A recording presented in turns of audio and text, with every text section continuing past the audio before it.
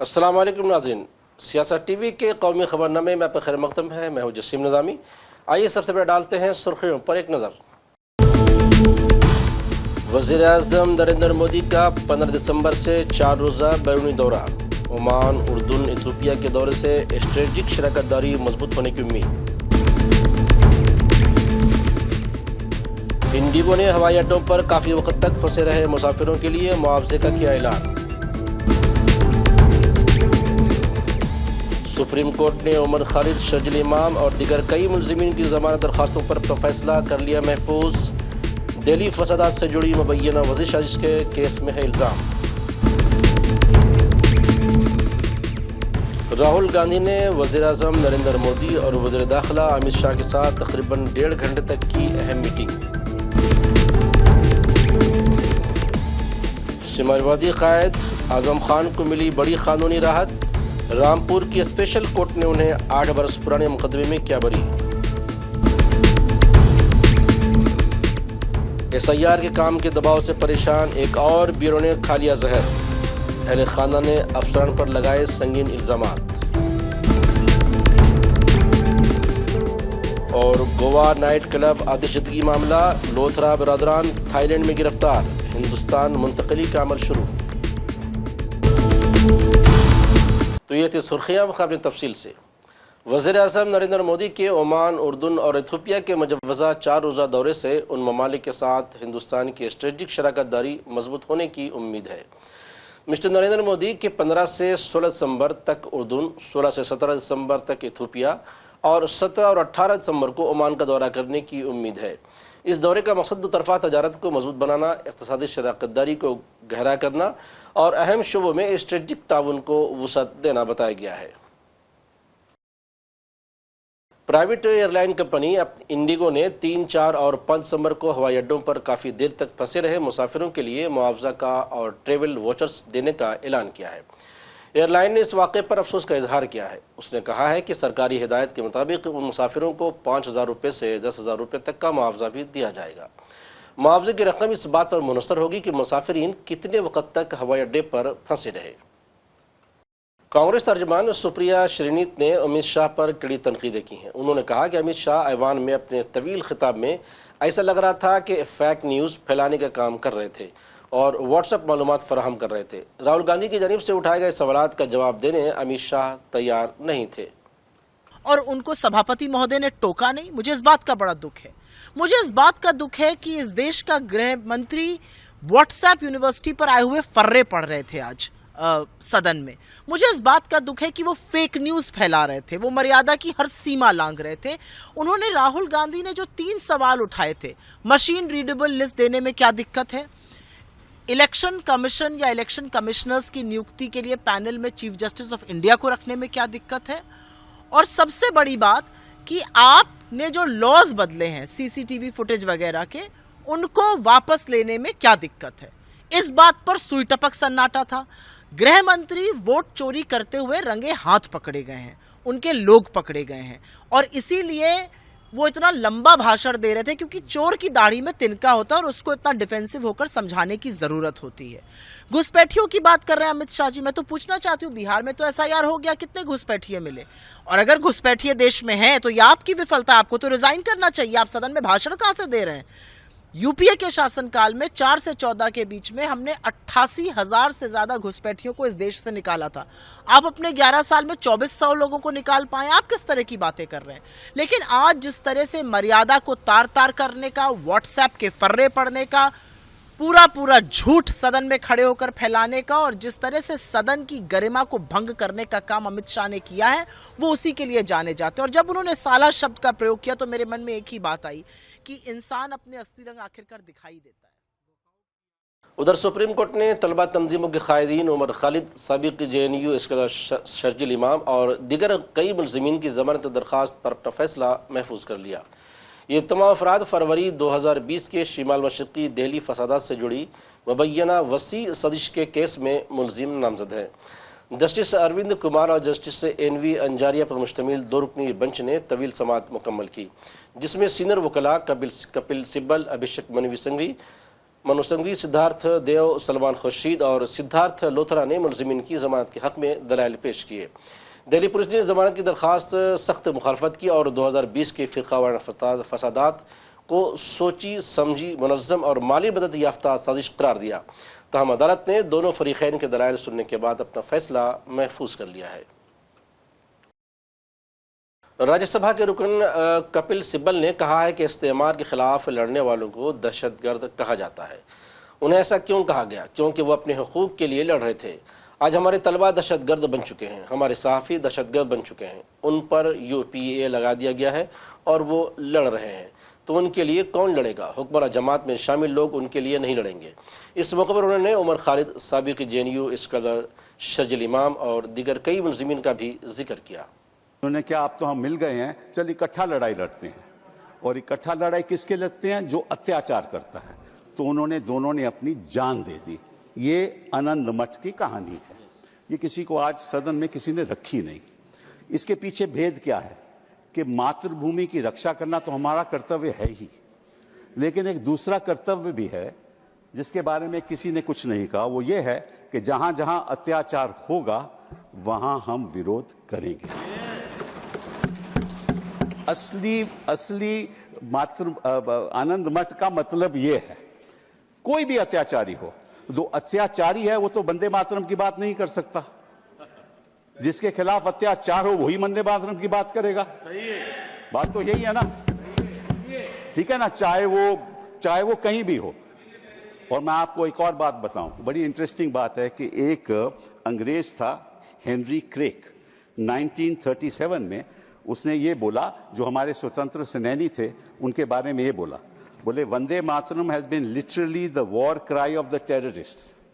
क्या मतलब था कि जो वहां लड़ाई लड़ रहे थे कॉलोनियल पावर के खिलाफ, उनको टेररिस्ट बुलाया गया। क्यों बुलाया गया?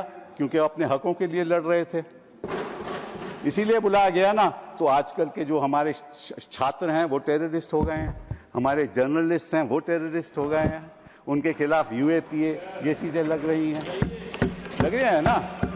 तो उनकी लड़ाई कौन लड़ेगा? सत्ता पक्ष के लोग तो लड़ नहीं सकते।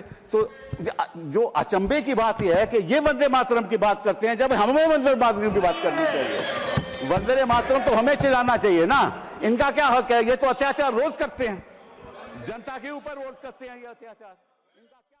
दूसरी तरफ राहुल गांधी ने वज़ीर-ए-आज़म नरेंद्र मोदी और वज़ीर दाखिला अमित शाह के साथ तकरीबन 1.5 घंटे तक मीटिंग की। मीटिंग का अहम मौज़ू chief information commissioner, 8 information commissioners और 1 विजिलेंस कमिश्नर की तकरीर थी।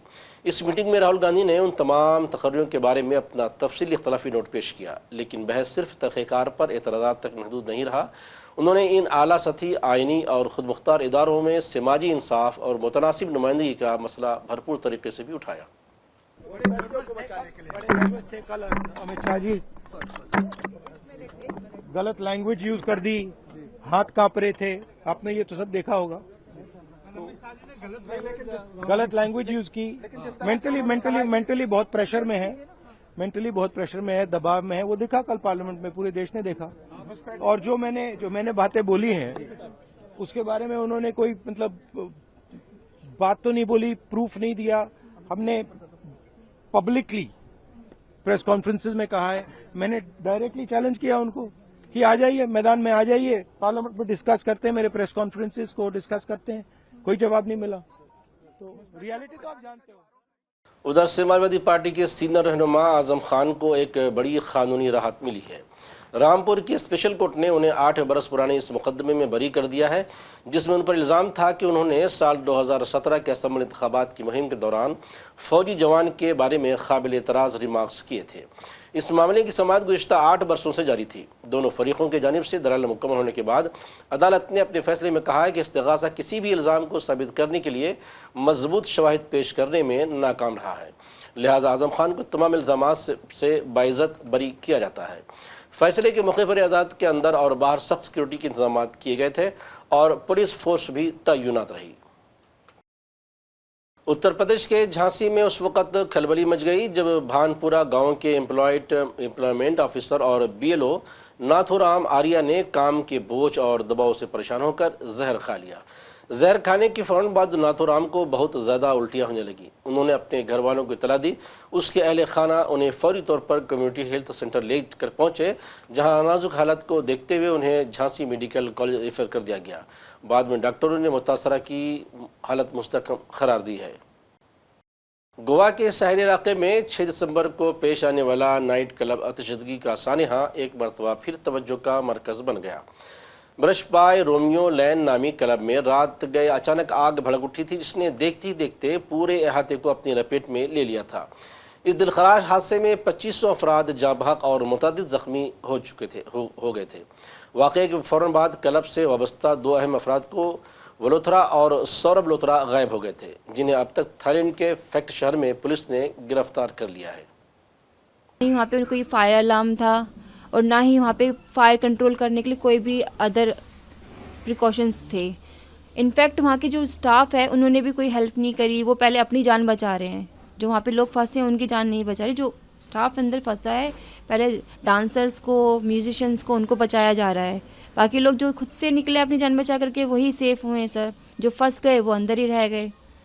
क्लब के जो मालिक हैं लूथरा ब्रदर्स, दोनों सौरभ और गौरव, उनको थाईलैंड से पहले हिरासत में जाओ गिरफ्तार कर लिया गया है। क्या कुछ कड़ी कार्रवाई की मांग आपका?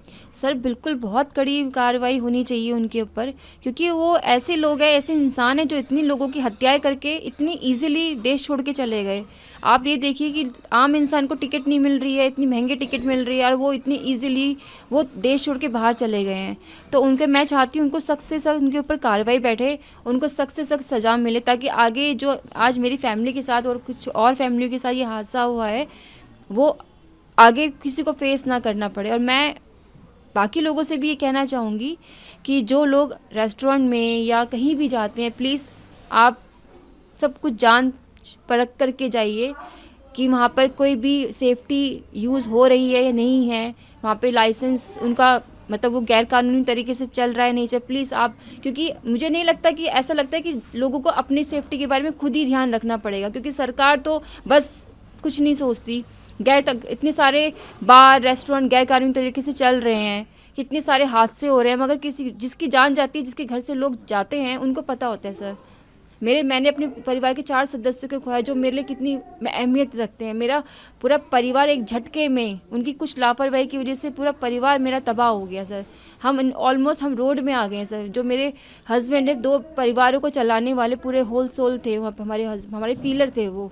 अब वो इस दुनिया में नहीं रहे। अब बताइए मैं कैसे 4 बच्चों को पालूंगी?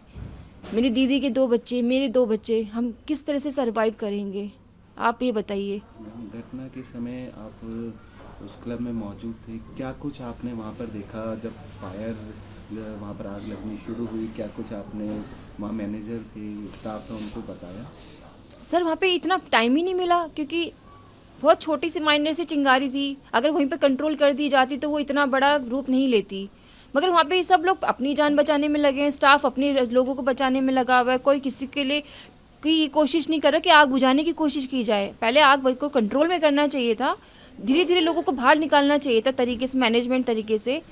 मगर सिर्फ एक सिंगल डोर होने की वजह से कुछ लोग किचन की तरफ भाग रहे, वहाँ पे भी कोई एग्जिट डोर नहीं था। जो इनफैक्ट वहाँ का जो सामान लाने ले जाने का जो रास्ता था वो भी बाहर से बंद था, वो डोर भी बाहर से बंद था उस दिन। और लोग वहाँ पर धुएं से हार्डली 10 मिनट्स के अंदर सर, ज़्यादा से ज़्यादा 10 to 15 मिनट्स के अंदर वो कई लोग धुएं से। और आखिर में सुर्खियों पर एक और नज़र। वज़ीर-ए-आज़म नरेंद्र मोदी का 15 दिसंबर से 4 रोज़ा बैरूनी दौरा। ओमान, उर्दून, इथियोपिया के दौरे से स्ट्रेटेजिक शराकत दारी मजबूत होने की उम्मीद। इंडिगो ने हवाई अड्डों पर काफ़ी वक्त तक फंसे रहे मुसाफिरों के लिए मुआवजे का किया ऐलान। सुप्रीम कोर्ट ने उमर खालिद, शर्जील इमाम और दीगर कई मुलजिमीन की ज़मानत दरखास्तों पर फैसला कर लिया महफूज। दिल्ली फसादात से जुड़ी मुबैना वज़ीर साजिश के केस में है इल्ज़ाम। राहुल गांधी ने वज़ीर-ए-आज़म नरेंद्र मोदी और वज़ीर दाखिला अमित शाह के साथ तकरीबन 1.5 घंटे तक की अहम मीटिंग।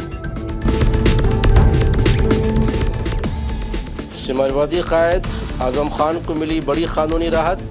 रामपुर की स्पेशल कोर्ट ने उन्हें 8 बरस पुराने मुकदमे में किया बरी। SIR के काम के दबाव से परेशान एक और ब्यूरो ने खा लिया जहर। अहले खाना ने अफसरान पर लगाए संगीन इल्जामात। और गोवा नाइट क्लब आतिशदगी मामला, लोथरा बरादरान थाईलैंड में गिरफ्तार, हिंदुस्तान मुंतकली का अमल शुरू।